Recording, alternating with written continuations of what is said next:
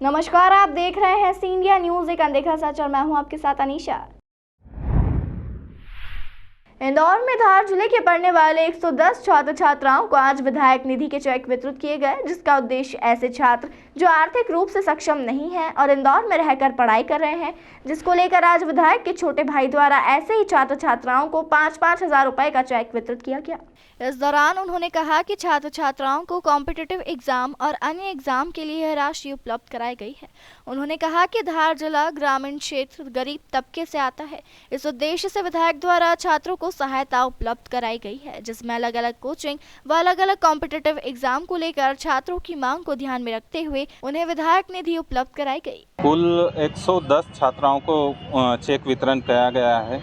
अभी competition exam, सभी तरह के एग्ज़ाम और पढ़ने के लिए हमने ये राशि दी गई। क्या उद्देश्य रहा सर इस बार? ये हमारा क्षेत्र एक बहुत ग्रामीण क्षेत्र है, लोगों के पास इतने पैसे उपलब्ध नहीं रहते हैं, तो उस उद्देश्य से हमने सहायता विधायक द्वारा की गई है। कितने लोगों को दिया और कितने का चेक था? सबको, जैसे किसी का पीएससी में सिलेक्शन हुआ तो उनकी कोचिंग के लिए दिया गया है, किसी को पटवारी के एग्ज़ाम के पढ़ने के लिए अलग अलग राशि हमने उपलब्ध कराई है, जैसे छात्रों ने हमें मांग की थी।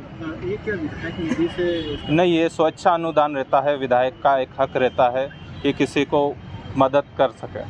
वहीं छात्र नेता जावेद खान ने बताया कि कांग्रेस विधायक सुरेंद्र सिंह बघेल द्वारा पूर्व में भी कई निःशुल्क कोचिंग संचालित किए जा चुके हैं, जिससे छात्रों को लाभ मिला है। और जिस प्रकार से देश में बेरोजगारी बढ़ती जा रही है, उसी संबंध में कांग्रेस विधायक सुरेंद्र बघेल द्वारा छात्रों के हित को ध्यान में रखते हुए मध्यम और गरीब छात्र धार जिले से आकर इंदौर में पढ़ाई कर रहे हैं, जिसको लेकर उन्होंने छात्रों को सहायता राशि उपलब्ध कराने की पहल की है। आने वाले समय में और छात्रों को सहायता राशि उपलब्ध कराने की बात कही जा रही है। देखिए, मैं सुरेंद्र सिंह बघेल जी के बारे में आपको बताना चाहता हूं कि पूर्व में भी वे कई निःशुल्क कोचिंग चला चुके हैं, जिससे कहीं ना कहीं छात्रों को बहुत फ़ायदा हुआ है कंपटीशन एग्ज़ाम की। और इसके संबंध में अभी जिस प्रकार से भैया चिंतित थे कि बेरोजगारी निरंतर बढ़ती जा रही है, छात्रों को भर्ती नहीं मिल रही है, तो उसके संबंध में चूंकि मैं एक छात्र नेता रह चुका हूं, तो मैंने और भी अन्य छात्र नेताओं ने उनको सुझाव दिए थे कि भैया कोई ऐसा काम किया जाए जिससे कहीं ना कहीं छात्रों को फायदा हो। तो वे देखते हैं कि कहीं ना कहीं उनके क्षेत्र के सबसे ज़्यादा छात्र यहाँ जो मध्यम वर्गीय और गरीब रेखा से नीचे होने के बाद यहाँ पर पढ़ाई करने के लिए संघर्ष कर रहे हैं, उन छात्रों के लिए उन्होंने एक स्वेच्छा निधि के रूप में सहायता राशि उपलब्ध कराने की पहल की, और उसको बहुत ही कम समय में, मतलब मैं कहना चाहूँगा उनके लिए बहुत बधाई के पात्र हैं कि मात्र 30 दिनों के भीतर उन्होंने ये प्रयास कर लिया और उसको कहीं ना कहीं 110 छात्र छात्राओं को बीच में बांटने का काम किया है। आने वाले समय में इस प्रक्रिया को और आगे बढ़ाने का काम हम लोग करेंगे।